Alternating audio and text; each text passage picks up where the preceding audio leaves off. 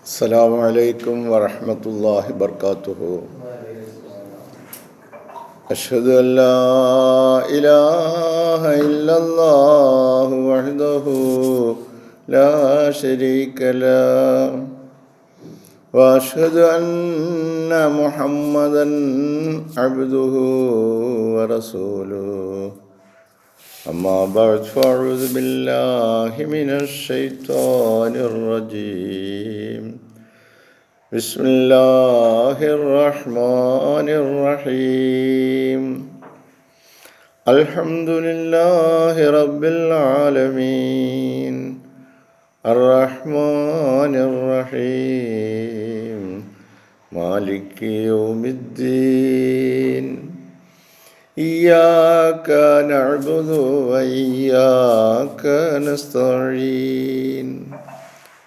اهدنا الصراط المستقيم صراط الذين أنعمت عليهم غير المغضوب عليهم ولا الضالين. സ്നേഹബഹുമാനമുള്ള സഹോദരങ്ങളെ, നമ്മുടെ പ്രിയങ്കരായ ഇമാം ഹസ്രത്ത് ഖലീഫത്തുള്ള മുനീർ അഹമ്മദ് അസീം അയ്യദഹുല്ലാഹു തആല ബിനസ്രിൽ അസീസ് 2025 ഒക്ടോബർ മാസം 31 നടത്തിയ ജുമുഅ ഖുത്ബയുടെ ഒരു ഏകദേശ രൂപമാണ് നിങ്ങളെ കേൾപ്പിക്കുന്നത്.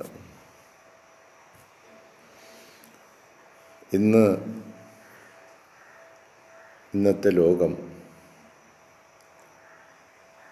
ആസക്തിയിൽ അമർന്ന് കഴിയുകയാണ്. ആസക്തി എന്ന് പറഞ്ഞാൽ ഏതെങ്കിലും ഒരു സാധനത്തിനോട് അതിയായ ഇഷ്ടം തോന്നലാണ്. ചിലർക്ക്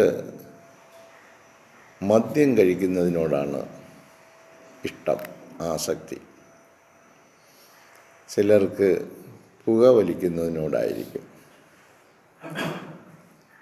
മറ്റു ചിലർക്ക് മൊബൈൽ നോക്കിയിരിക്കുന്നതായിരിക്കും. മറ്റു ചിലർക്ക് ഭാര്യയോട് അതിയായ ആസക്തിയായിരിക്കും. ചില ഭാര്യമാർക്ക് ഭർത്താവിനോട് വളരെ വലിയ ആസക്തിയായിരിക്കും. മാതാപിതാക്കൾ തങ്ങളുടെ മക്കളെക്കുറിച്ചുള്ള ആസക്തിയിലാണ്. മക്കൾ തങ്ങളുടെ മാതാപിതാക്കൾ മാത്രം മതി എന്ന ആസക്തിയിലാണ്. ഇങ്ങനെ സമൂഹം മുഴുവൻ ആസക്തിയിൽ അമർന്നു കഴിയുകയാണ്. അതിയായ ഇഷ്ടത്തിനാണ്, അതിയായ താല്പര്യത്തിനാണ്, അതിയായ ഒരു മഹബത്ത്, അതിനെ ഉപേക്ഷിക്കാൻ പറ്റില്ല. അത്തരത്തിലുള്ള ലഹരികളിൽ ഇന്ന് മാനവലോകം അമർന്നു കഴിയുകയാണ്. ഇന്ന് ഈ കാര്യങ്ങളെക്കുറിച്ച് നമ്മളോട് ബോധ്യപ്പെടുത്തുമ്പോഴാണ് നമുക്ക് ചിന്തിക്കാൻ കഴിയുന്നു എങ്കിൽ നമ്മൾ ഓരോരുത്തരും ഏത് ആസക്തിയിലാണെന്ന് കഴിഞ്ഞുകൂടുന്നതെന്നറിയും. ഇന്ന് ജീവിതത്തെ, കുടുംബങ്ങളെ, സമൂഹങ്ങളെ നിശബ്ദമായി കാർന്നു തിന്നുന്ന ഒരു വിഷയത്തെ പറ്റിയാണ് നിങ്ങളോട് സംസാരിക്കുന്നത്. അപ്പോൾ നമ്മളെല്ലാം ആ പട്ടികയിലായി. ഒന്നുകിൽ നമ്മൾ ഒരു കുടുംബത്തിലെ അംഗം, അല്ലെങ്കിൽ ഈ സമൂഹത്തിലെ. ഈ കുടുംബജീവിതവും സാമൂഹ്യ ജീവിതവും നമ്മളെ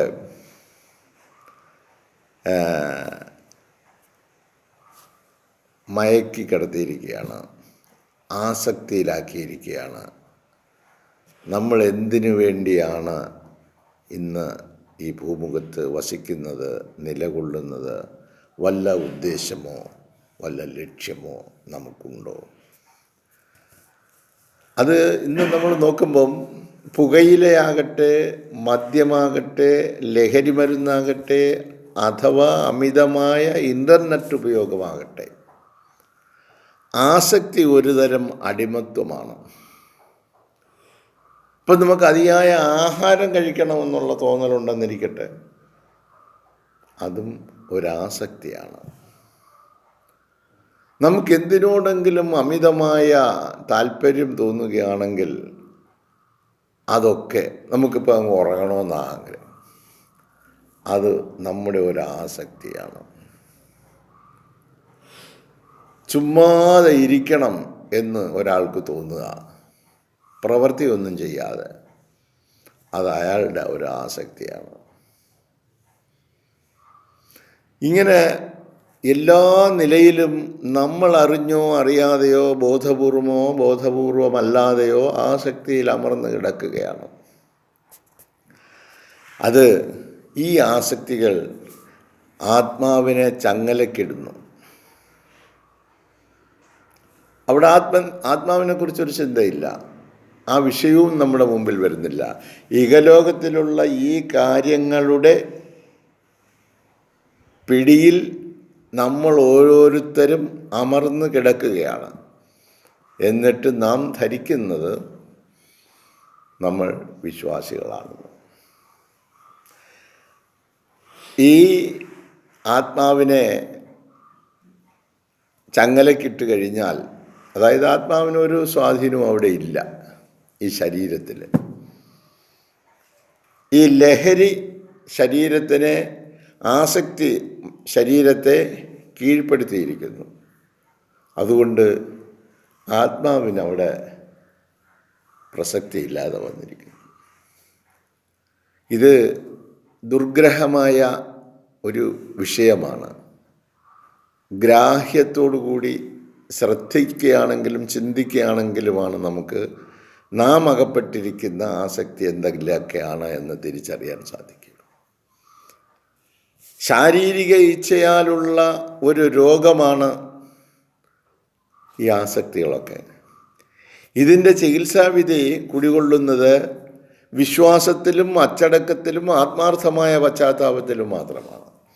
ചുരുക്കത്തിൽ ഇന്ന് ലോകം അകപ്പെട്ട് കിടക്കുന്ന ഈ ആസക്തിയിൽ നിന്ന് നമ്മൾ ഓരോരുത്തരും അറിഞ്ഞോ അറിയാതെയോ പെട്ടുകിടക്കുന്ന ഈ ആസക്തിയിൽ നിന്ന് രക്ഷപ്പെടുവാനുള്ള രക്ഷാമാർഗമാണ് ഹസ്രത്ത് ഖലീഫത്തുള്ള നമ്മുടെ മുമ്പാകെ വെക്കുന്നത്. ഒന്ന്, അത് വിശ്വാസത്തിലാണ്, അച്ചടക്കത്തിലാണ്, ആത്മാർത്ഥമായ പശ്ചാത്താപത്തിലും മാത്രമാണ്. ഈ 3 കാര്യങ്ങൾ മനുഷ്യനിലേക്ക് തിരികെ കൊണ്ടുവരികയാണെങ്കിൽ അവൻ ഈ ലഹരിയിൽ നിന്ന്, ഈ ആസക്തിയിൽ നിന്ന് ഇൻഷാ അല്ലാഹ് മുക്തനാകുന്നതാണ്. ലോകമെങ്ങുമുള്ള 20% മുതിർന്നവർ പുകയിലേക്ക് അടിമപ്പെട്ടവരാണ്. 100 പേരെ ഇപ്പം എടുക്കുകയാണെങ്കിൽ പുരുഷന്മാരായിട്ടുള്ള അരോഗദൃഢഗാത്രരായ ആളുകൾ 20% പുകയിലേക്ക് അടിമപ്പെട്ടിട്ടുണ്ട്. ദശലക്ഷക്കണക്കിന് ആളുകൾ ലഹരി മരുന്നുകൾക്ക് ആസക്തിയിൽ ക്ലേശിക്കുകയാണ്. അതില്ലാതെ കണ്ട് അവർക്ക് പറ്റില്ല. ഈ സ്വഭാവങ്ങൾ അവരുടെ ആരോഗ്യത്തെ ഹനിക്കുന്നു, ധനത്തെ ഇല്ലായ്മ ചെയ്യുന്നു, ആത്മീയത നഷ്ടപ്പെടുത്തി കളയുന്നു. ഇവയെ മറികടക്കുവാൻ അതിശക്തമായ നിർദ്ദേശങ്ങൾ ഇസ്ലാം മുന്നോട്ട് വയ്ക്കുന്നു. അപ്പോൾ ലോകം ആസക്തിയിലേക്ക് അമർന്നു കഴിയുമ്പോൾ അതിൽ നിന്നും അവരെ രക്ഷപ്പെടുത്തി രക്ഷാമാർഗത്തിലൂടെ നടത്തുന്നതിന് അല്ലാഹു തആലയുടെ ദീൻ, അല്ലാഹു തആല മനുഷ്യവംശത്തോട് കാണിക്കുന്ന കാരുണ്യത്തിൻ്റെ മഹത്വം കൊണ്ട് പ്രവാചകന്മാരെ നിയോഗിക്കുകയും നമ്മൾ പെട്ടുകിടക്കുന്ന ആ വൻ ചതിയിൽ നിന്ന്, വൻ കുഴിയിൽ നിന്ന്, വൻ നാശത്തിൽ നിന്ന് കരപിടിച്ചുയർത്തുന്നതിന്, കരം തന്ന് നമ്മളെ ഉയർത്തി രക്ഷിക്കുന്നതിനുള്ള മാർഗങ്ങൾ ഇസ്ലാം മുന്നോട്ട് വയ്ക്കുന്നു. ഇസ്ലാം പണ്ട് മുതലേ ഉണ്ട്. പക്ഷേ അത് ഗ്രന്ഥത്തിൽ നിൽക്കുകയാണ്. മനുഷ്യരുടെ പ്രവൃത്തി പഥത്തിൽ ആ ഇസ്ലാം കടന്നു വരുന്നില്ല. അതുകൊണ്ടാണ് നാം ഈ ആസക്തിയിൽ അകപ്പെട്ടു പോയത്. വേൾഡ് ഹെൽത്ത് ഓർഗനൈസേഷൻ്റെ കണക്ക് പ്രകാരം ലോകമെങ്ങുമുള്ള 1/5 ആളുകൾ, അതായത് 20% പേർ പുകയില ഉപയോഗത്തിന് അടിമപ്പെട്ടവരാണ്. പുകവലി കുറച്ചു കൊണ്ടുവരുന്നതിനുള്ള ആഗോള യത്നങ്ങൾ തുടരുന്നുണ്ടെങ്കിലും ശരി, യുണൈറ്റഡ് നേഷൻസ് ഓഫീസിലെ ഡ്രഗ്സ് ആൻഡ് ക്രൈം റിപ്പോർട്ട് ചെയ്യുന്നത് ദശലക്ഷക്കണക്കിന് ആളുകൾ പ്രകൃതിപരമായതും കൃത്രിമമായതുമായ ലഹരി മരുന്നുകൾക്ക് അടിമപ്പെട്ടിരിക്കുകയാണ് എന്നാണ്. പ്രകൃതിപരമായിട്ടുള്ളതും കൃത്രിമമായിട്ടുള്ളതുമായ സാധനങ്ങൾക്ക് അടിമപ്പെട്ടവരാണ് എന്ന്. ഇപ്പം നമ്മുടെ കയ്യിൽ, നമ്മുടെ മുമ്പിൽ വരുന്ന പഞ്ചസാര പ്രകൃതിയിൽ നിന്ന് ഡയറക്റ്റ് കിട്ടുന്നതല്ല, അത് നമ്മൾ ഉൽപ്പാദിപ്പിക്കുന്നതാണ്. അത് ഒരു മഹാനായ വ്യക്തി പറഞ്ഞ വൈറ്റ് പോയിസൺ ആണെന്ന്. നമ്മൾ ആരെങ്കിലും അത് ഉപേക്ഷിക്കുമോ? നമ്മളെല്ലാം, അത് ചിലർ അല്പം കൂടിയ അളവിലായിരിക്കാം, ചിലവർ അല്പം കുറഞ്ഞ അളവിലായിരിക്കാം. എങ്ങനെയാണെങ്കിലും ആ വൈറ്റ് പോയിസൺ ഇല്ല, ഒരു ശകലം കൂടി ഞിട്ടേരെ എന്ന് പറഞ്ഞ് നമുക്കൊരു പാലോ ചായയോ കാപ്പിയോ കിട്ടുകയാണെങ്കിൽ നമ്മളെല്ലാം ആസക്തിയിലാണ്. അതില്ലാതെ നമുക്ക് പറ്റില്ല. കൃത്രിമമായ മരുന്നിൻ്റെയും മറ്റു ഉത്തേജക മരുന്നിൻ്റെയും ഉപയോഗത്തിൻ്റെ വർധനവ് ഉയരുന്ന പ്രവണത ആഗോളതലത്തിൽ തുടരുകയാണ്. അപ്പം നമ്മളും ഇതിൻ്റെ ഭാഗം തന്നെയാണ്. ചിന്തിക്കുകയാണെങ്കിൽ, ചിന്തിച്ചാൽ ഒരു അന്തവുമില്ല, ചിന്തിച്ചില്ലെങ്കിൽ ഒരു കുന്തവുമില്ല എന്ന് പറയുന്നത് പോലെ ചിന്തിക്കാത്തത് കൊണ്ട് നമ്മൾ ഒന്നുമില്ല, കുഴപ്പമില്ല എന്ന് പറഞ്ഞ് നമ്മൾ ജീവിക്കുക. സർവത്ര കുഴപ്പമാണ് ചിന്തിക്കുകയാണെങ്കിൽ. അതുകൊണ്ട് വളരെ ഗൗരവമായ ഒരു വിഷയമാണ് ഖലീഫത്തുള്ള അവതരിപ്പിക്കുന്നത്. പക്ഷേ ഇത് എത്രത്തോളം ആളുകൾ അതിൻ്റെ ഗഹനത ഉൾക്കൊണ്ടുകൊണ്ട് തൻ്റെ പ്രവൃത്തി പഥത്തിൽ കൊണ്ടുവരുമെന്നുള്ളതാണ് കാതലായ വിഷയം. ഈ സത്തുകൾ, പദാർത്ഥങ്ങൾ വെറും ദോഷം ചെയ്യുന്നത് മാത്രമല്ല, മറിച്ച് ജീവനാശകരമായ സാധനങ്ങളാണ്. നമ്മൾ ഈ കെമിക്കൽ റിയാക്ഷൻ ഉണ്ടാകുന്നത്, അത് നല്ല വിദ്യാസമ്പന്നരായ ആളുകളാണ് ഇതൊക്കെ നല്ല ഈ ലഹരിക്ക് അടിമപ്പെട്ടു പോകുന്നത്. സാധാരണപ്പെട്ട കൂലിവേലക്കാരനൊക്കെ എന്തുവാ, അവർ പോയി കളച്ചെന്തെങ്കിലും കിട്ടി കഴിച്ചൊന്നുണ്ട്. വിദ്യാസമ്പന്നരെന്ന് അഭിമാനിക്കുന്ന ആളുകൾ പോലും ഈ ലഹരികൾക്ക് അടിമയാണ്.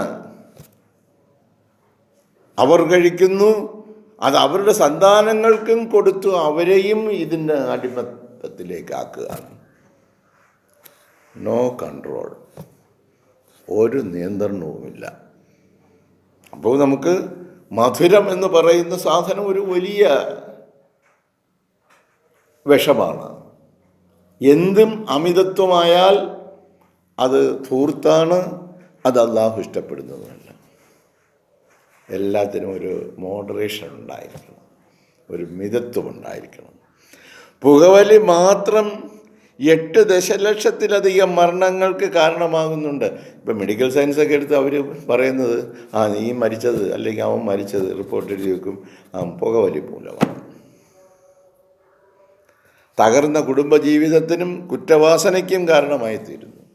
ഇതൊക്കെ ഈ ലഹരിക്ക് അടിമപ്പെട്ടു പോയ ഈ ആളുകൾ, അവരുടെ വാക്കുകൾ, അവരുടെ പ്രവർത്തനങ്ങൾ, അവരുടെ പെരുമാറ്റ രീതികൾ ഒക്കെ കുടുംബാന്തരീക്ഷത്തിൽ തന്നെ തകർന്ന് തരിപ്പണമാവും. ഭാര്യയും ഭർത്താവുമായി ഉസ്കുൻ നന്ദവ സൗജുക ഫിൽ ജന്ന, നീ നിൻ്റെ ഇണയും കൂടെ സ്വർഗീയമായ ആരാമത്തിൽ നീ കഴിയെന്ന് പറഞ്ഞു വിട്ട ഇണകളിപ്പോൾ ഇവിടെ കിട്ടുന്ന കൂട്ടയടിയാണ്.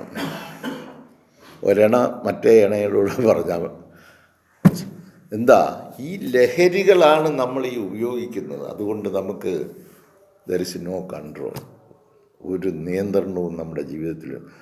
വാക്കുകളാണ് പറയുന്നതിന് ഒരു നിയന്ത്രണവുമില്ല. പ്രവർത്തനങ്ങൾക്കാണ് ഒരു കൺട്രോളുമില്ല. നമ്മളെല്ലാം ആസക്തികൾക്ക് അടിമപ്പെട്ട് കിടക്കുന്നത് കൊണ്ടാണ് ഈ പ്രശ്നങ്ങളൊക്കെ ഉണ്ടാകുന്നത്. നിന്നെയും അങ്ങനെ തന്നെ ഇവരാക്കും. പഞ്ചസാര തന്നുകൊണ്ടേ ഇരിക്കും ഞങ്ങൾ കേട്ടോ. എത്ര ജാഗ്രതയോടെയാണ് ആ കുഞ്ഞ് നോക്കുന്നത്. ഒരു സാധ്യത നോക്കുന്നത് എന്താണ് ഇയാൾ കാണിക്കുന്നതെന്ന്. മദ്യം കരൾ രോഗങ്ങൾക്കും അക്രമവാസനയ്ക്കും അന്തസ്സില്ലാത്ത പെരുമാറ്റത്തിനും കാരണമായിത്തീരുന്നു. ഇവയൊക്കെ ആരോഗ്യ പ്രശ്നങ്ങൾ മാത്രമല്ല, ഇവയെല്ലാം ആത്മീയ പ്രതിസന്ധികൾക്കും കാരണമായിത്തീരുന്നു. ഇത്തരം ആസക്തികളിൽ അകപ്പെട്ടു പോയ ആളുകളോട് ചില യാഥാർത്ഥ്യങ്ങൾ പറഞ്ഞാൽ അവർക്ക് ബോധ്യമല്ല. കാരണം അവരതിനെക്കുറിച്ച് ചിന്തിക്കുന്നില്ല, അവരതിൻ്റെ അടിമകളായിപ്പോയി. അപ്പം നമ്മളൊക്കെ അറിഞ്ഞോ അറിയാതെയോ അതിൻ്റെ ആസക്തിയിൽ അമർന്നു കിടക്കുന്ന നമ്മളെ ഒന്ന് ഉണർത്താൻ, നമ്മളെ രക്ഷപ്പെടുത്തുവാൻ അല്ലാഹു തആല മാനവകുലത്തെ രക്ഷിക്കാൻ വേണ്ടി അവൻ്റെ കാരുണ്യവർഷം ഇറങ്ങി ഖലീഫത്തുള്ളാഹിലൂടെ അഥവാ മുഹീദ്ദീൻ ഷെയ്ഖിലൂടെ. അല്ലാഹു തആല വിശുദ്ധ ഖുർആൻ പറയുന്നു, നിങ്ങൾ നിങ്ങളെ തന്നെ കൊല്ലരുത്, കൊല്ലുകയും അരുത്. വലാ തഖ്തുലു അൻഫുസക്കും, നിങ്ങൾ നിങ്ങളെ തന്നെ കൊല്ലരുത്. നമ്മൾ നമ്മളെ തന്നെ കൊന്നുകൊണ്ടിരിക്കുക. പക്ഷെ അതിനെക്കുറിച്ച് നമ്മൾ ബോധവാന്മാരാണോ അല്ലയോ എന്നുള്ള കാര്യം വേറെ. ഇപ്പോൾ കഴിക്കുന്ന ആഹാരത്തിലൂടെയും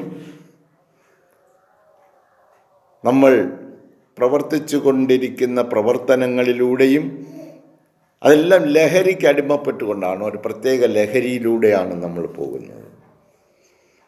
നമ്മൾ നമ്മുടെ നഫ്സുകളെ കൊന്നുകൊണ്ടിരിക്കുകയാണ്, ആത്മാക്കളെ വധിച്ചു. വലാ തഖ്തുലു അൻഫുസക്കും, നിങ്ങൾ നിങ്ങളെ തന്നെ കൊല്ലുകയും അരുത്. വേറെ ആരെയാണ്? അവനവൻ തന്നെ അവനവനെ കൊല്ലുകയാണ്, നശിപ്പിക്കുകയാണ്.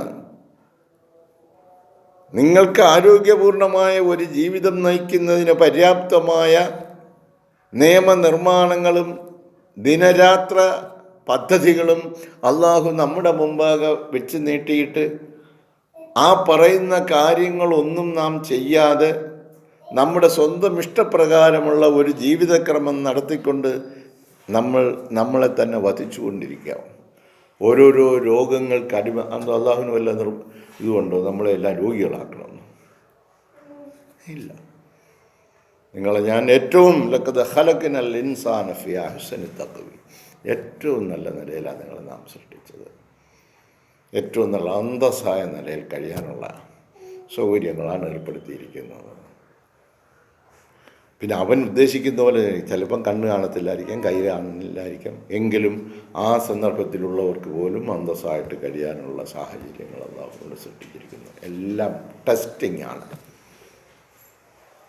നമുക്ക് അനുവദിക്കപ്പെടുന്ന ദിനരാത്രങ്ങൾ ടെസ്റ്റിങ് നടത്തിക്കൊണ്ടിരിക്കാം. ഏതളവിൽ എവിടെ വരെ നമ്മളെത്തി, നമുക്ക് രക്ഷാമാർഗം കണ്ടെത്താൻ കഴിയുന്നോ അങ്ങനെ നിങ്ങൾ നിങ്ങളെ തന്നെ കൊല്ലരുത് എന്ന് അല്ലാഹു തആല പറയുന്നു. കള്ളിനെയും ചൂതാട്ടത്തെയും കുറിച്ച് അവർ നിന്നോട് ചോദിക്കുന്നു. ഒരു ലഹരി എന്ന നിലയിൽ വളരെ ദോഷം ചെയ്യുന്നവയാണത്. പറയുക, ആ രണ്ടിലും വലിയ കുറ്റവും മനുഷ്യർക്ക് ചില പ്രയോജനങ്ങളുമുണ്ട്.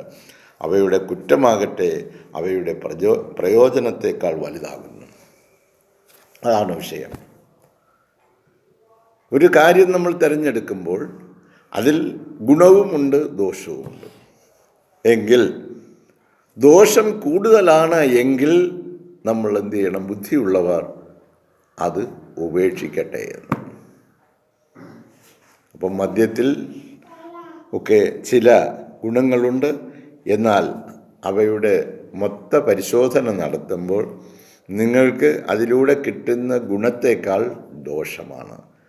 അതങ്ങനെ സംഭവിച്ച് നിർത്തിയിരിക്കുകയാണ്. നമ്മൾ ഏതാ തിരഞ്ഞെടുക്കുന്നത് അറിയാൻ ടെസ്റ്റിങ്. അല്ലാഹു തആല വിശുദ്ധ ഖുർആൻ 2-ാം അധ്യായം 220-ാം വചനത്തിൽ പറയുന്നു, യസ്അലൂനക അനിൽ ഖംരി വൽ മൈസിർ ഖുൽ ഫീഹിമാ ഇസ്മുൻ കബീറുൻ വമനാഫിഉ ലിന്നാസ് വഇസ്മുഹുമാ അക്ബറു മിൻ നഫ്ഇഹിമാ. യസ്അലൂനക, അവർ താങ്കളോട് ചോദിക്കുന്നു, അനിൽ ഖംരി, മദ്യത്തെക്കുറിച്ച്, വൽ മൈസരി, ഈ മൈസർ എന്ന് പറഞ്ഞാൽ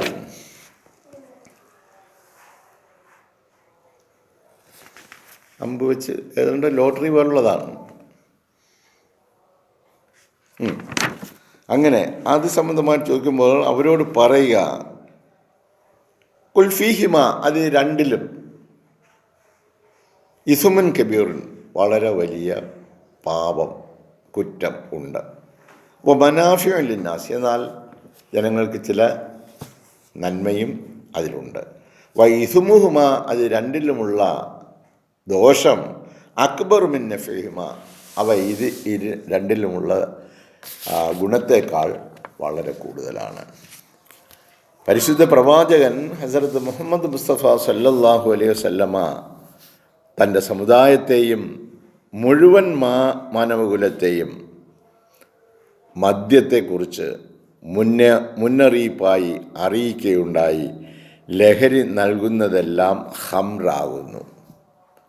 അപ്പം ലഹരി എന്താണോ, എന്തിൽ നമ്മൾ ലഹരിയിലായോ, ഏത് കാര്യത്തിലാണോ നമ്മൾ അടിമപ്പെട്ടിരിക്കുന്നത്, അതെല്ലാം ഖംറാണ് എന്ന് നബി സല്ലല്ലാഹു അലൈഹി വസല്ലം അതിൻ്റെ വിശദീകരണം. ലഹരി നൽകുന്നതെല്ലാം ഖംറാകുന്നു, ലഹരി ഉണ്ടാക്കുന്നതെല്ലാം ഹറാം, നിരോധിക്കപ്പെട്ടതും ആകുന്നു. അപ്പോൾ നാം ഏതെങ്കിലും ഒരു കാര്യത്തിൽ അമിതമായ ആസക്തിയിൽ അകപ്പെട്ടു പോയെങ്കിൽ അതെല്ലാം ഖംറാണ്, അത് നിഷിദ്ധമാണ്, അങ്ങനെ ആകാൻ പാടില്ല. മുസ്ലിം റിപ്പോർട്ട് ചെയ്ത ഒരു ഹദീസ്. നിങ്ങളിൽ ശക്തിമാൻ ശക്തിയിൽ മറ്റുള്ളവരെ കീഴ്പ്പെടുത്തുന്നവനല്ല. നിങ്ങളിൽ ശക്തിമാൻ ശക്തിയിൽ മറ്റുള്ളവരെ കായബലം കൊണ്ട് മറ്റൊരുത്തനെ നേരിട്ട് അവനെ കീഴ്പ്പെടുത്തി എന്നിരിക്കട്ടെ, അവനല്ല നിങ്ങളിൽ ശക്തിമാൻ. അവൻ കോപിഷ്ഠനാകുമ്പോൾ സ്വയം നിയന്ത്രിക്കുന്നവനാണ് നിങ്ങളിൽ ശക്തിമാൻ. തങ്ങൾക്ക് കോപം വരുമ്പോൾ അതിനെ നിയന്ത്രിക്കാൻ കഴിയുന്നവനാണ് നിങ്ങളിൽ ശക്തിമാൻ. അപ്പോൾ ഈ കോപം വരുന്നത് എന്താ? നമുക്കിഷ്ടമല്ലാത്ത എന്തെങ്കിലും കാര്യം ഒരാൾ പറയുകയോ ചെയ്യുകയോ ചെയ്യുമ്പോഴാണ്, നമുക്കിഷ്ടമില്ലാത്ത കാര്യം. അപ്പോൾ നിങ്ങൾ അങ്ങനെ ചെയ്യരുത് എന്ന് നമ്മൾ പറയുമ്പോൾ ആ ചെയ്തുകൊണ്ടിരിക്കുന്ന ആളിന് നമ്മളോട് ദേഷ്യം വരും, കോപം വരും. അതാണ് മദ്യപാനികളോടടുത്ത് മദ്യം കഴിക്കരുതെന്ന് പറഞ്ഞാൽ അവർക്ക് ഇപ്പം കഴിച്ചുകൊണ്ടിരിക്കുന്നത് ഒരു കുപ്പിയാണ്, അല്ല ഞാൻ 2 കുപ്പി അടിക്കും, എന്തോ ചെയ്യും എന്ന് ചോദിച്ചുകൊണ്ട് അവർ രംഗത്ത് വരുന്നു. ഇതുപോലെ മനുഷ്യൻ്റെ നന്മയ്ക്ക് വേണ്ടിയുള്ള പ്രവർത്തനങ്ങൾ ചെയ്യുമ്പോൾ ആ നന്മ ആഗ്രഹിക്കാത്ത തിന്മയുടെ ശക്തികൾ അതിനെ വളരെ വലിയ കോപത്തോടെ ആയിരിക്കും സമീപിക്കുന്നത്. ആ പറയുന്ന ആളിനോട് യാതൊരു സ്നേഹവുമില്ലാത്ത നിലയിൽ അവർക്ക് എന്തോ ദോഷം വരുത്തുന്നത് പോലെ ചെയ്യുന്നതായിട്ടാണ് അവർക്ക് അനുഭവം. മദ്യമോ മയക്കുമരുന്നോ ഉപയോഗിക്കുന്ന ശീലം ഒരു രീതിയിലുള്ള ഖംറാകുന്നു. ഇത് മനസ്സിനെ മേഘാവൃതമാക്കുന്നു, ഇച്ഛാശക്തിയെ ദുർബലപ്പെടുത്തുന്നു, അള്ളാഹുവിൽ നിന്ന് ജനങ്ങളെ ദൂരത്താക്കുന്നു. ഇത് പിശാചിൻ്റെ ഒരു കെണിയാണ്. പുകവലിയിലൂടെ, മരുന്ന് ഗുളികകളിലൂടെ, മദ്യങ്ങളിലൂടെ തെറ്റായ സുഖം മന്ത്രിക്കുന്ന പിശാചിൻ്റെ കെണിയാണ്. ഏതൊരു അമിതത്വത്തിലേക്ക് നാം പ്രവേശിക്കുന്നുവോ അപ്പോഴൊക്കെ നാം കരുതിയിരിക്കുക, പിശാച് നമ്മളെ ആക്രമിക്കുകയാണ്. ഇപ്പോൾ ഒരാൾ ഒരു പ്രവൃത്തിയും ചെയ്യാതെ ഒരിടത്ത് ചുമ്മാ ഇരിക്കുകയാണെങ്കിൽ അവൻ പിശാചിൻ്റെ കെണിയിൽ അകപ്പെട്ട് അങ്ങനെ ഇരിക്കുകയാണ്. ഇപ്പം സ്കൂളിൽ പോയി പഠിക്കേണ്ട ഒരു കുട്ടി സ്കൂളിൽ പോകാതെ പഠിക്കാതെ ഒരിടത്ത് വെറുതെ ഇരിക്കുകയാണെങ്കിൽ അവനെ പിശാച് ബാധിച്ചിരിക്കുകയാണ്.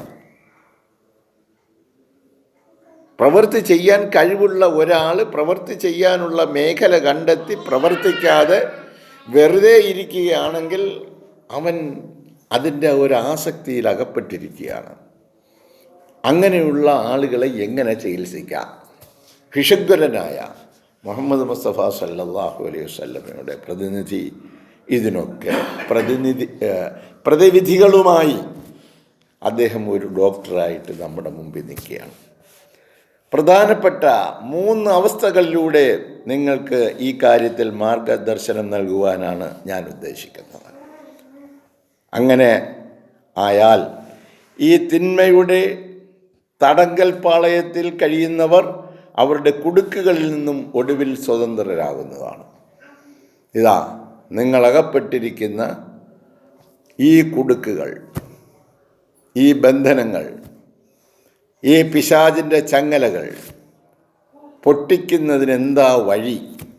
അതിനിതാ അല്ലാഹു തആല അവൻ്റെ പ്രവാചകനിലൂടെ തുറന്നു വയ്ക്കുന്നു. അവരുടെ ആസക്തികളെ തകർക്കുവാൻ വിശിഷ്യ പുകവലി അത് ഒട്ടും തന്നെ എളുപ്പമല്ല. ഏതെങ്കിലും ഇത്തരത്തിലുള്ള പ്രവർത്തനത്തിൽ ചെയ്തുകൊണ്ടിരിക്കുന്ന ഒരാളെയെങ്കിലും നിങ്ങളൊന്ന് തിരുത്താൻ ശ്രമിച്ചു നോക്കൂ. അതത്ര എളുപ്പമുള്ള കാര്യമല്ല. പുകവലിക്കുന്ന ആൾ പുകവലിക്കരുതെന്ന് പറഞ്ഞാൽ നിർത്തുമെന്നൊന്നും കരുതണ്ട. അപ്പം അതുപോലെ ഏതൊരു കാര്യത്തിലായാലും ശരി, നാം അകപ്പെട്ടിരിക്കുന്ന ഈ കുടുക്കിൽ നിന്നും രക്ഷപ്പെടുക എന്നുള്ളത് അത്ര എളുപ്പമുള്ള കാര്യമല്ല. ഇതിന് മനസ്സിൻ്റെ അടിസ്ഥാന ഘടകം ശരിയായ നിലയിൽ പ്രവർത്തിക്കേണ്ടതായിട്ടുണ്ട്. ഓരോ വ്യക്തിക്കും അവനൊരു മനസ്സുണ്ട്. അതിൻ്റെ അടിസ്ഥാന ഘടകം ശരിയായ നിലയിൽ പ്രവർത്തിക്കേണ്ടതായിട്ടുണ്ട്. ശരിയായ ഉദ്ദേശവും ശരിയായ വിശ്വാസവും ഇതിനാവശ്യമാണ്. അപ്പോൾ ആ വ്യക്തിക്ക് എന്തുണ്ടാകണം? ആ അവസ്ഥയ്ക്ക് മാറ്റം വരുത്തണമെന്ന് ഒരാഗ്രഹം വരണം. എന്നിട്ട് ആ വ്യക്തി അതനുസരിച്ച് പ്രവർത്തി തുടങ്ങണം. എന്നിട്ട് അപ്പോൾ എനിക്ക് ഇന്നത് ചെയ്യണം എന്ന് ആ വ്യക്തി തീരുമാനിക്കണം. ഞാനിപ്പോൾ മദ്യം കഴിച്ചുകൊണ്ടിരിക്കുന്ന ആളാണെങ്കിൽ ആ മദ്യത്തിൽ നിന്ന് എനിക്ക് മുക്തി നേടണമെന്ന് എനിക്ക് ഒരു തീരുമാനം ഉണ്ടാകണം. ഇനി വിശ്വാസവും ഇതിനാവശ്യമാണ്. നിങ്ങൾ മനസ്സിലാക്കുക, വിശ്വാസം ഒരു വ്യക്തിയെ ദാരിദ്ര്യത്തിൽ നിന്ന് ധനസമൃദ്ധിയിലേക്ക് എത്തിക്കുന്നതാണ്. അപ്പം അള്ളാഹുവിൽ വിശ്വസിക്കുക. എങ്ങനെയാണ്? അവൻ വെറും ദരിദ്രനായ ഒരു മനുഷ്യനാണെന്നിരിക്കട്ടെ, അവനെ ധനസമൃദ്ധിയിലേക്ക് അള്ളാഹു കൊണ്ടുവരുന്നത് എങ്ങനെയാണ് അത് സംഭവിക്കുന്നത്? നിങ്ങളുടെ ആന്തരിക ബോധത്തെ അംഗീകരിപ്പിക്കുവാനുള്ള കഴിവ് ഇതിനുണ്ട്. ആ വിശ്വാസത്തിന് എനിക്കിത് കഴിയും എന്ന ഒരു വിശ്വാസം നമുക്കുണ്ടായി വരികയാണെങ്കിൽ അത് അവൻ്റെ ആന്തരിക ബോധം അവനെ അതിലേക്ക് കൊണ്ടെത്തിക്കുകയാണ്. അവനിലൊരു വിശ്വാസം, എനിക്കിത് ഇന്നത് കഴിയും എന്ന് ഒരുവൻ തീരുമാനിച്ചാൽ അതവന് സാധിച്ചിരിക്കും. റസൂൽ സല്ലല്ലാഹു അലൈഹി വസല്ലം പറഞ്ഞു, മൻ ജദ്ദ വജദ. ആരാണോ പരിശ്രമിക്കുന്നത് അതിൻ്റെ ഫലം അവൻ കണ്ടെത്തുക തന്നെ ചെയ്യും. എനിക്ക് ഇന്നതാകണം എന്നൊരാൾ നിശ്ചയിച്ചാൽ, അവനൊരു മദ്യപാനിയാകണമെന്ന് ആഗ്രഹിക്കുക, അവൻ മദ്യപാനിയാകും. ഇനി മദ്യം കഴിച്ചുകൊണ്ടിരിക്കുന്ന ഒരാൾ എനിക്കിത് വേണ്ട, ഇനി ഞാനിത് ചെയ്യത്തില്ല, ഇല്ല. അതിനാദ്യം എന്ത് വേണം? വിശ്വാസം, ആത്മവിശ്വാസം. അപ്പോൾ വിശ്വാസം ഒരു വ്യക്തി എന്ന നിലയിൽ നിങ്ങളെ ശരിയായ തീരുമാനം ശരിയായ സമയത്ത് എടുക്കുവാൻ പ്രാപ്തമാക്കുന്നു. അപ്പോൾ ശരിയായ തീരുമാനം എടുക്കണം, ശരിയായ സമയത്തെടുക്കണം. അങ്ങനെ എടുക്കുവാൻ വിശ്വാസം നിങ്ങളെ പ്രാപ്തമാക്കുന്നു. അപ്പോൾ ഓരോ വ്യക്തിക്കും അല്ലാഹു തആല അവരെ ഏറ്റവും നല്ല നിലയിലാണ് സൃഷ്ടിച്ചിരിക്കുന്നത്. അപ്പോൾ ആ വ്യക്തി തീരുമാനിക്കണം, ആ വ്യക്തി എന്ത് ചെയ്യണം എന്ത് ചെയ്യണ്ട എന്ന് ആ വ്യക്തി തീരുമാനിക്കും. ഒരു വ്യക്തി തെറ്റായ കാര്യങ്ങൾ ചെയ്യുകയാണെങ്കിൽ അതിന് പ്രോത്സാഹനം ചെയ്തു കൊടുക്കുവാൻ സമൂഹത്തിലുള്ള ആളുകൾക്കൊന്നും ഒരു ബാധ്യതയില്ല. തെറ്റ് ചെയ്യാൻ പ്രോത്സാഹിപ്പിക്കുക, അത് നമ്മുടെ ബാധ്യതയല്ല. തെറ്റ് ചെയ്യാൻ പാടില്ലാത്ത അന്തരീക്ഷമായിരിക്കണം അവർക്ക് ക്രിയേറ്റ് ചെയ്ത് കൊടുക്കേണ്ടത്. ഈ കാര്യങ്ങൾ അവർക്ക് ബോധ്യം വരണം. അപ്പോൾ ഇത് ഇങ്ങനെയുള്ള ലഹരിക്ക് അടിമപ്പെട്ട് കിടക്കുന്ന നമുക്ക് ഇതിൽ നിന്ന് മോചനം കിട്ടുന്നതിന് 3 അവസ്ഥകളുണ്ട്. ഇപ്പോൾ ഇൻ്റർനെറ്റ് തന്നെ കൂടുതൽ ഉപയോഗിച്ചുകൊണ്ടിരിക്കുന്നതെന്നിരിക്കട്ടെ, അല്ലെങ്കിൽ ഒരാൾ പഞ്ചസാര അധികമായിട്ട് ഉപയോഗിച്ചുകൊണ്ടിരിക്കുകയെന്നിരിക്കട്ടെ, അല്ലെങ്കിൽ വീട്ടിലുള്ള മാതാപിതാക്കൾ തങ്ങളുടെ മക്കളോടുള്ള സ്നേഹാധിക്യത്താൽ അവർ പഞ്ചാര വാരി കോരി കൊടുത്തുകൊണ്ടിരിക്കുകയാണെന്നിരിക്കട്ടെ. ഇതൊക്കെ അവർ നശിക്കുന്നത് മാത്രമല്ല, അവരുടെ മക്കളെയും അവർ കൊല്ലുവാണ്. ഇതിൽ നിർത്തുവാനുള്ള, ഇതിൽ നിന്നൊക്കെ ഒന്ന് മോഡറേറ്റായിട്ട് കറക്റ്റായ റൂട്ടിലൂടെ പോകുന്നതിന് തയ്യാറെടുപ്പുകൾ ആവശ്യമാണ്. 3 അവസ്ഥകൾ. നിർത്തുവാനുള്ള തയ്യാറെടുപ്പുകൾ, അതിന് ആദ്യം ചെയ്യേണ്ടത് തീരുമാനമെടുക്കുക. ഞാൻ ഇന്നതുപോലെ ചെയ്യൂ, ഞാൻ അങ്ങനെ ചെയ്യുമെന്ന് തീരുമാനിച്ചാൽ എന്നെ അതിൽ നിന്ന് മാറ്റാൻ വേറെ ആർക്കും ഒക്കത്തില്ല. അപ്പോൾ എന്തുകൊണ്ടാണ് നമുക്ക് ഇത് പറ്റാത്തത്? തീരുമാനമെടുക്കാൻ നമുക്ക് കഴിവില്ല. കാരണം നമ്മൾ ആ ലഹരിയിൽ അമർന്ന് കിടക്കുകയാണ്. അതുകൊണ്ട് സ്വന്തമായിട്ടൊരു തീരുമാനമില്ല. മക്കളുടെ ഇഷ്ടം അനുസരിച്ച് ഞാൻ ചെയ്യുന്നു, എങ്ങനെയോ പോട്ടെ. ചില ആളുകളാണെങ്കിൽ പറയും എങ്ങനെയോ കത്ത പോകട്ടെ. ശരിയായ തീരുമാനം കറക്റ്റായിട്ട് എടുക്കുന്നില്ല. തീർച്ചയായും ഇത് നിർത്തേണ്ടതാണ് എന്നുള്ള നിങ്ങളുടെ ആഗ്രഹം നിങ്ങളുടെ മുന്നിൽ വയ്ക്കുക. ശരി, ഞാനിപ്പം ചെയ്തുകൊണ്ടിരിക്കുന്ന ഇന്ന കാര്യം ശരിയല്ല, എനിക്കിത് നിർത്തണം എന്നുണ്ടെങ്കിൽ ഞാൻ ആ തീരുമാനം എടുക്കുക. അതിനുള്ള കാരണങ്ങൾ നിങ്ങൾ എഴുതുക. ഒരു പേപ്പർ എടുത്ത് എന്തുകൊണ്ട് ഞാൻ ഇന്ന കാര്യം നിർത്താൻ പോകുന്നു, ഇന്ന കാരണങ്ങളാണ്. അപ്പോൾ ഇതൊക്കെ കുട്ടികൾക്കും എഴുതാവുന്നതാണ്. മാതാപിതാക്കൾ ചിലപ്പോൾ ശരിയായ റൂട്ട് നമുക്ക് കാണിച്ചു തരുന്നില്ല എങ്കിൽ, ശരിയായ റൂട്ട് നിങ്ങൾ മാതാപിതാക്കൾ മനസ്സിലാക്കി കാണിച്ചു കൊടുക്കുന്നില്ല എങ്കിൽ ഈ കുട്ടികളൊക്കെ വളരെ മഹോന്നതമായ സ്ഥാനത്തേക്ക് എത്തേണ്ട ഇവർ എല്ലാം അധപതനത്തിൻ്റെ ആഴങ്ങളിലേക്ക് പോകും. നിങ്ങൾ മാതാപിതാക്കൾക്ക് വമ്പിച്ച ഉത്തരവാദിത്വങ്ങളാണ്. അവർക്ക് വേണ്ടുന്ന ശരിയായ തീരുമാനങ്ങളെടുത്ത് ശരിയായ നിലയിൽ പ്രവർത്തിക്കും. അപ്പോൾ നിങ്ങളിത് നിർത്താൻ പോവുകയാണ് എന്നുള്ളതിൻ്റെ കാരണങ്ങൾ നിങ്ങൾ എഴുതുക. അത് ആരോഗ്യ പ്രശ്നങ്ങളാലാണോ, കുടുംബ പ്രശ്നങ്ങളാലാണോ, അത് ആ വിശ്വാസത്തിൻ്റെ ഭാഗമാണോ, നിങ്ങളുടെ ബലഹീനതകൾ നിങ്ങൾ മനസ്സിലാക്കുക. അപ്പോൾ നമ്മളെക്കുറിച്ച് നമ്മൾ ഓരോരുത്തരും ഒരു അസസ്മെൻറ്റ് നടത്തി നോക്കിയിട്ട് എനിക്ക് എന്തൊക്കെ പാളിച്ചകളുണ്ട്, എനിക്ക് അല്ലാഹു തആല നൽകുന്ന പകൽ ദിന സമയം, രാത്രി ദിന സമയം ഞാൻ എങ്ങനെയാണ് അത് ചെലവഴിക്കുന്നത്, ആ 24 മണിക്കൂർ സമയം പകൽ സമയത്ത് ഞാൻ എന്തൊക്കെയാണ് ചെയ്യുന്നത്, രാത്രി സമയത്ത് ഞാൻ എന്തൊക്കെയാണ് ചെയ്യുന്നത്, ഇതിൽ അരുതാത്തത് എന്തൊക്കെയാണ് ഞാൻ പകൽ ചെയ്യുന്നത്, രാത്രിയിൽ എന്താണ് ചെയ്യുന്നത്. എൻ്റെ സമയം, എനിക്ക് അല്ലാഹു തആല നൽകിയ സമയം, വിലപ്പെട്ട സമയം, അമൂല്യമായ സമയം, ആ സമയം ഞാൻ വേണ്ടതുപോലെയാണോ ഉപയോഗിച്ചത്, എൻ്റെ ഉന്നതിക്ക് പര്യാപ്തമായ നിലയിലാണോ ഞാൻ ആ സമയം ചെലവഴിച്ചത്, എൻ്റെ ഭാര്യയുടെ, എൻ്റെ മക്കളുടെ, എൻ്റെ ആത്മീയ ജീവിതത്തിൻ്റെ, എൻ്റെ കുടുംബത്തിൻ്റെ ആത്മീയ ജീവിതത്തിൻ്റെ, സമൂഹത്തിൻ്റെ ആത്മീയ പുരോഗതിക്ക് പര്യാപ്തമായ നല്ല ജീവിതമാണോ, നല്ല പ്രവൃത്തിയാണോ ഞാൻ ചെയ്തത് എന്ന് ഓരോരുത്തരും ആത്മപരിശോധന നടത്തി നോക്കി തീരുമാനങ്ങൾ എടുക്കേണ്ടതാണ്. പലരും ഉറങ്ങുന്നതുകൊണ്ട് ഇത് ഇച്ചിരി സുഗ്രാഹ്യം, അത്ര ഗ്രഹിക്കാൻ ഇച്ചിരി ബുദ്ധിമുട്ടുള്ളതുമായതുകൊണ്ട് ഇത്രമാത്രം പറഞ്ഞുകൊണ്ട് ഞാൻ ഈ വിഷയം ഇവിടെ അവസാനിപ്പിക്കുകയാണ്. നമ്മളൊക്കെ ലഹരിയിലാണ്. ലഹരിയിൽ എന്ന് പറഞ്ഞാൽ ചെയ്യേണ്ട കാര്യങ്ങൾ ചെയ്യാതെ ചെയ്യേണ്ടാത്ത കാര്യങ്ങൾ ചെയ്തുകൊണ്ട് നമ്മുടെ വിലപ്പെട്ട സമയം രാവും പകലും നഷ്ടപ്പെടുത്തി കളയുന്നു.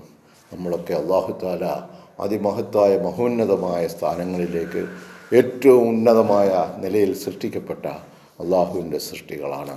അതുകൊണ്ട് ആ മഹത്വം മനസ്സിലാക്കിക്കൊണ്ട് അല്ലാഹു തആല നൽകുന്ന, അവൻ്റെ പ്രവാചകന്മാർ നമുക്ക് പഠിപ്പിച്ചു തരുന്ന ആ പാഠങ്ങൾ ഉൾക്കൊണ്ടുകൊണ്ട് അതിശ്രേഷ്ഠന്മാരായി ഈ ഭൂമിയിൽ കഴിയേണ്ട സത്യവിശ്വാസികളാണ് നമ്മൾ എന്ന തിരിച്ചറിവ് നമുക്കുണ്ടാകണം. അതുകൊണ്ട് നിങ്ങളുടെ ഓരോ പ്രവർത്തനത്തെക്കുറിച്ചും നിങ്ങൾ തന്നെ സ്വയം അവലോകനം ചെയ്ത് നോക്കുക. ഞാൻ ചെയ്യുന്നത് അമിതത്വമായിട്ടാണോ അള്ളാഹുവിൻ്റെ ഇഷ്ടമനുസരിച്ചാണോ? അള്ളാഹുവിൻ്റെ പ്രീതി അതിലൂടെ കിട്ടുമോ? എൻ്റെ ആരോഗ്യത്തിന് നൽകുന്ന നല്ല വിലയാണോ? എൻ്റെ ആരോഗ്യം ഞാൻ സംരക്ഷിക്കുകയാണെങ്കിൽ അത് ഞാൻ എൻ്റെ കുടുംബത്തിന് വേണ്ടി ചെയ്യുന്ന ഏറ്റവും വലിയ അമാനത്താണ്. ഞാൻ ആരോഗ്യവാനായിട്ടിരിക്കുകയാണെങ്കിൽ, അല്ലെങ്കിൽ അതിനും കൂടെ വിഷമിക്കുന്നത് എൻ്റെ ഭാര്യയും മക്കളും എൻ്റെ കൂട്ടുകാരും എൻ്റെ സമൂഹത്തിലുള്ള ആളുകളും ഒക്കെ കഷ്ടം എന്നൊക്കെ പറഞ്ഞ് ബുദ്ധിമുട്ടിക്കുന്ന. അതുകൊണ്ട് നമ്മൾ ഓരോരുത്തരും ആരോഗ്യവാന്മാരായിരിക്കുന്നതിന് വേണ്ടി അള്ളാഹുവിനോട് ദുആ ചെയ്യുകയും അള്ളാഹു തആലയും അവൻ്റെ പ്രവാചകന്മാരും കാണിച്ചു തന്ന സംശുദ്ധമായ ചിന്തകൾ, സംശുദ്ധമായ പ്രവർത്തന രീതികൾ നമ്മളിൽ കുഴപ്പങ്ങൾ സംഭവിച്ചിട്ടുണ്ടെങ്കിൽ എഴുതി വെക്കണമെന്നാണ് പറയുന്നത്. നിങ്ങൾ എന്താ ചെയ്യുന്നത്, എന്താ ചെയ്യാൻ പോകുന്നത്, ഇന്നത്തെ ദിവസം നിങ്ങൾ എത്ര മണിക്കൂർ വായിച്ചു? ഖുർആൻ്റെ ഒന്നാമത്തെ കൽപ്പനയാണല്ലോ. എന്തൊക്കെ നിങ്ങൾ എഴുതി? പുതുതായിട്ട് നിങ്ങൾ എന്തറിവ് നേടി? നാളെ നിങ്ങൾ അഭിമുഖീകരിക്കാൻ പോകുന്ന പരീക്ഷയിൽ നിങ്ങൾക്ക് എത്ര വിജയം കിട്ടാനുള്ള ശ്രമത്തിൽ നിങ്ങൾ ഏർപ്പെട്ടു? അതിനുവേണ്ടി എത്ര സമയം? അതോ തിന്നും കുടിച്ചും വെറുതെ ഉറങ്ങി ഇങ്ങനെ ഇരുന്നു? അപ്പം ഇതിനെക്കുറിച്ച് നമ്മുടെ സമൂഹത്തിൽ സ്വന്തം നെഫ്സിനെ അത് ഉണർത്തുന്നതിനോടൊപ്പം കുടുംബത്തിൽ കുവാംഫുസക്കും വാഹലിക്കും നാറ, നിങ്ങളുടെ നെഫ്സുകളെ നിങ്ങൾ കാത്തു സൂക്ഷിച്ചു കഴിഞ്ഞാൽ നിങ്ങളുടെ കുടുംബത്തിലുള്ള ആളുകളുടെ നെഫ്സുകളെയും കാത്തു സൂക്ഷിക്കാനുള്ള ഉന്നതമായ ഉദാത്തമായ ചിന്തകളും പ്രവർത്തനങ്ങളും നിങ്ങളിൽ നിന്നുണ്ടാവണം. അതിനൊരൊറ്റക്കെട്ടായിട്ട് ഒരു വഴിയേ ഉള്ളൂ, നന്മയുടെ വഴി. ആ വഴിയിലൂടെ തന്നെ പോകണം. അങ്ങനെയുള്ള ഉസ്കുൻ അന്ത വസൗജക, നീയും നിൻ്റെ ഭാര്യയും കൂടി സന്തോഷമായിട്ട് കഴിയണം. അങ്ങനെയുള്ള ഒരു ഗൃഹാന്തരീക്ഷം സൃഷ്ടിച്ചുകൊണ്ട് ഇഹലോകത്തിൽ കാണുന്ന ഇന്നത്തെ ഒരു ലഹരിക്കും നാം അടിമപ്പെടാതെ സ്വന്തമായ നിലപാടുകളോട്, കാഴ്ചപ്പാടുകളോട് അള്ളാഹുവും അവൻ്റെ പ്രവാചകനും കാണിച്ചു തരുന്ന വഴികളിലൂടെ സഞ്ചരിക്കുവാനും ആസക്തിയെ കീഴടക്കുവാനുള്ള ദൃഢമായ മനസ്സിൻ്റെ ഉടമകളായി തീരുന്നതിന് ദൈനംദിനം എന്താണ് ഞാൻ ചെയ്യുന്നത് എന്ന് ഓരോ കുട്ടിയും ഓരോ രക്ഷകർത്താവും, അത് ഭാര്യയും ഭർത്താവും മാതാവും പിതാവും ഒക്കെ അവരവരുടെ ഗ്രന്ഥത്തിൽ എഴുതി വയ്ക്കട്ടെ. ഇന്ന് ഞാൻ ചെയ്യാൻ പോകുന്നത് ഇന്നതാണ്, അല്ലെങ്കിൽ ഇന്ന് ഞാൻ ഇന്ന കാര്യങ്ങളൊക്കെ ചെയ്തു. എന്നിട്ടത് അസസ് ചെയ്ത് നോക്കട്ടെ. ഇത് ഞാൻ ചെയ്തത് ശരിയാണോ? ഞാൻ പറഞ്ഞത് ശരിയാണോ? എൻ്റെ പോക്ക് ശരിയായിരുന്നോ? ഇതൊക്കെ നമുക്ക് വിലയിരുത്തുമ്പോഴാണ് എൻ്റെ സമയമെല്ലാം ഒരുപാട് നഷ്ടപ്പെട്ടു പോയല്ലോ എന്ന് തോന്നുന്നത്. നമുക്ക് നഷ്ടപ്പെടുത്താൻ ഒരു നിമിഷവുമില്ല. ഏത് സമയത്തും നമ്മൾ ഇവിടെ നിന്നും തിരിച്ച് പോകേണ്ടവരാണ്. അതിനു മുമ്പ് നമ്മുടെ അക്കൗണ്ടുകളെല്ലാം കറക്റ്റാക്കി വെച്ചിരുന്നാൽ മടക്കയാത്ര വളരെ എളുപ്പമാണ്. അതിനുള്ള എല്ലാ വഴികളുമാണ് നമ്മുടെ മുമ്പാകെ തുറക്കപ്പെടുന്നത്. അല്ലാഹു തആല അവൻ്റെ ദൂതനിലൂടെ നമുക്ക് നൽകുന്ന ഈ പാഠങ്ങളെക്കുറിച്ച് ഓരോരുത്തരും ആഴത്തിൽ ചിന്തിക്കുകയും എന്നിട്ട് തങ്ങളുടെ ദിനരാത്രങ്ങൾ എങ്ങനെയാണ് ചെലവഴിച്ചത് എന്ന് നിങ്ങൾ രേഖപ്പെടുത്തുമെങ്കിൽ നിങ്ങളുടെ ഡയറികൾ അത് സംസാരിക്കും. ഇന്നത്തെ മണിക്കൂറുകൾ ഞാൻ ഇന്ന കാര്യത്തിന് ഉപയോഗപ്പെടുത്തി. അതിൽ നിങ്ങളുടെ സാമ്പത്തിക പുരോഗതിക്ക് വേണ്ടി എത്ര മണിക്കൂർ നിങ്ങൾ ചെലവഴിച്ചു? അതോ നിങ്ങൾ അശ്രദ്ധരായിട്ടിരിക്കുകയായിരുന്നു? ഇതിനെല്ലാം ഉള്ള മറുപടി നിങ്ങൾ തന്നെയാണ് കണ്ടെത്തേണ്ടത്. അതുകൊണ്ട് നമ്മുടെ ഇമാം നമുക്ക് നൽകുന്ന ഉപദേശങ്ങൾ ഗാഢമായി ചിന്തിക്കുകയും അത് നമ്മുടെ നിത്യജീവിതത്തിൽ പ്രാവർത്തികമാക്കുകയും ചെയ്യുകയാണെങ്കിൽ നമ്മൾ മഹോന്നതമായ സ്ഥാനത്ത് ഐക്യലോകത്തും നാളെ പാരത്രിക ലോകത്തും എത്തിച്ചേരുന്നു. നമ്മൾ അശ്രദ്ധരായാൽ വരും തലമുറയെ നമ്മൾ നശിപ്പിക്കുകയാണ് എന്ന കാര്യം കൂടി നാം ഓർത്തിരിക്കണം. അല്ലാഹു തആല ശരിയായ ദിശാബോധത്തോടു കൂടി നമുക്ക് കാര്യങ്ങൾ നോക്കിക്കാണുവാനും അതനുസരിച്ച് പ്രവർത്തിക്കുവാനും അങ്ങനെ ഐഹിക പാരത്രിക ലോകം വിജയം നമുക്ക് കൊണ്ടുവരുവാനും നമുക്ക് ഓരോരുത്തർക്കും കഴിയട്ടെ. അതിനുള്ള സൗഭാഗ്യം അല്ലാഹു നൽകട്ടെ. ഈ സംഗമത്തെ അല്ലാഹു തആല എല്ലാ നിലയിലും അനുഗ്രഹിക്കട്ടെ. നമ്മുടെ ഒരു സഹോദരനും കുടുംബവും ഇന്ന് നമ്മളോട് വിട പറഞ്ഞു പോകുന്നുണ്ട്. അതുമായിട്ട് ബന്ധപ്പെട്ടും കൂടിയാണ് ഇന്ന് കഴിയുന്നിടത്തോളം ആളുകളെ നമ്മൾ ഇവിടെ എത്താൻ വേണ്ടി ശ്രമിച്ചത്. അൽഹംദുലില്ലാഹ്, നിങ്ങളുടെ എല്ലാം സാന്നിധ്യം കൊണ്ടും നിങ്ങളുടെ എല്ലാം പ്രാർത്ഥന കൊണ്ടും ആ കുടുംബത്തിനെയും നമുക്ക് ഈ നിലയിൽ നല്ല ഉപദേശങ്ങൾ നൽകിക്കൊണ്ട് യാത്രയാക്കി എല്ലാവരും ഏറ്റവും വലിയ ശ്രേഷ്ഠന്മാരായിത്തീരുന്നതിന് പര്യാപ്തമായ ജീവിതക്രമം പരിപാലിക്കുവാനുള്ള തൗഫീഖ് നൽകി അനുഗ്രഹിക്കട്ടെ. ജസാക്കുമുല്ലാഹ് അഹ്സനുൽ ജസാ. അസ്സലാമു അലൈക്കും വറഹ്മത്തുള്ളാഹി വബറകാതുഹു.